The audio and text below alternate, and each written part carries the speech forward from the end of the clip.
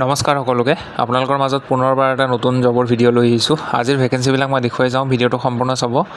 1 number ভেকেঞ্চিটো advertising এজেঞ্চিৰ ফালৰ পৰা আহিছে, মেইল একাউণ্টছ এছিষ্টেণ্টৰ ভেকেঞ্চি। টেলি নলেজ লাগিব আৰু 2 হুইলাৰ থাকিব লাগিব নিজৰ। লোকেশ্যন হ'ব গুৱাহাটী। মেইল কৰিব আপোনালোকৰ যিখন বায়'ডাটা আছে মেইল কৰি দিলে হ'ল, ইয়াত মেইল দিয়া আছে মেইলটো।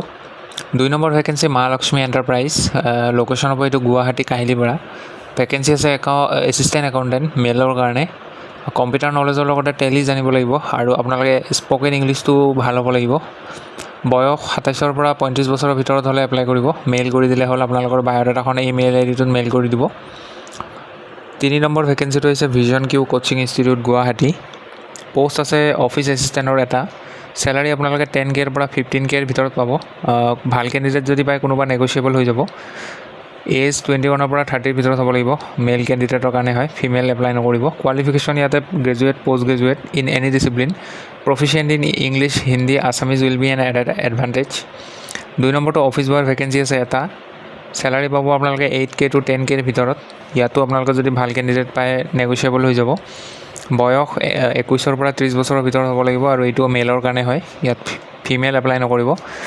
অফিচ বয়ৰ কাৰণে কোৱালিফিকেশ্যন ইয়াতে মেটাৰ নকৰে, নাথাকিলেও হ'ল কোৱালিফিকেশ্যন ইয়াতে নট এপ্লিকেবল বুলি দিয়া আছে। কোনো এপ্লিকেশ্যন ফিজ নাই, আপোনালোকে লাষ্ট ডেট এপ্লাই কৰা 10 আগষ্টলৈকে সময় পাব। ইয়াৰে এপ্লাই লিংকটো ভিডিঅ' ডেছক্ৰিপশ্যনত পাব, অনলাইনত গৈ কিনে তাত এপ্লাই কৰি ল'ব।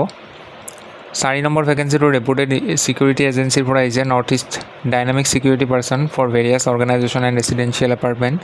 চেলাৰীৰ লগতে PF ESI পাব আৰু ফোন নম্বৰ দিয়া আছে, ইয়াতে ফোন নম্বৰ যোগাযোগ কৰি ল'ব। 5 নম্বৰটো তুৰা গাৰো হিলছ মেঘালয়ৰ ফালৰ পৰা আহিছে, একাউণ্টাৰৰ ভেকেঞ্চি। মিনিমাম 5 বছৰৰ এক্সপিৰিয়েঞ্চ যদি আছে, কনষ্ট্ৰাকশ্যন কোম্পানীত কাম কৰা এপ্লাই কৰিব পাৰে।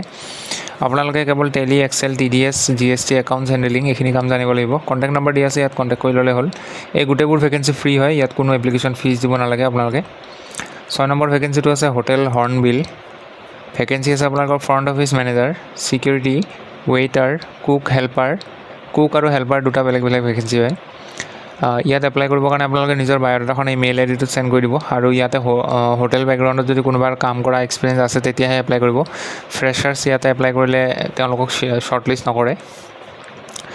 7 নম্বৰ ভেকেঞ্চিটো আছে wanted experience sales executive for touring in north east for construction machinery and computer operator office assistant, Belston city trade centre, 2nd floor, 80 road Guwahati.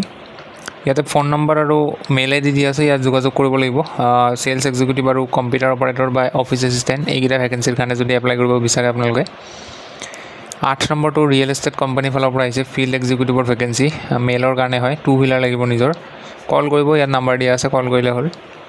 9 number ভেকেঞ্চিটো আছে we are hiring manager, reputed organisation এটাৰ পৰা আহিছে।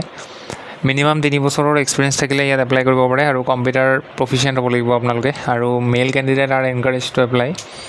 Location হ'ব Naharlagun, Arunachal Pradesh. Contact number দিয়া আছে, contact নম্বৰত যোগাযোগ কৰি ল'লে হ'ল।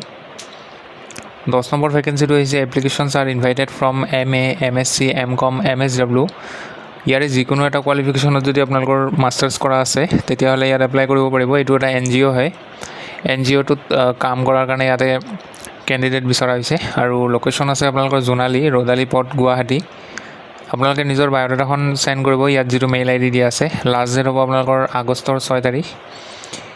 11 নম্বৰ ভেকেঞ্চিটো দিয়া আছে ফিমেল ৰিচিপশ্যনিষ্টৰ ভেকেঞ্চি, জিমৰ ফালৰ পৰা আহিছে। এইটো জিম এটাৰ পৰা আহিছে, ৰিচিপশ্যনৰ ভেকেঞ্চি। লোকেশ্যন আছে হাউচ নম্বৰ 56, গণেশ পথ, লক্ষীনগৰ, গণেশপাৰা। চেলাৰী আপোনালোকে ইণ্টাৰভিউ টাইমত ডিছকাছ কৰি ল'ব। আপোনালোকৰ যিটো চেলাৰী দৰমহা দিয়া হ'ব সেইটো ইণ্টাৰভিউ টাইমত কৈ দিব।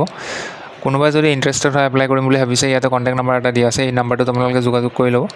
এইটো আছিলে শেষৰ ভেকেঞ্চি। ভিডিঅ'টো ভাল পালে লাইক কৰিব। লগ পাম পুনৰ এটা নতুন ভিডিঅ'ত। আজিলৈ ইমানেই আছিলে, ধন্যবাদ।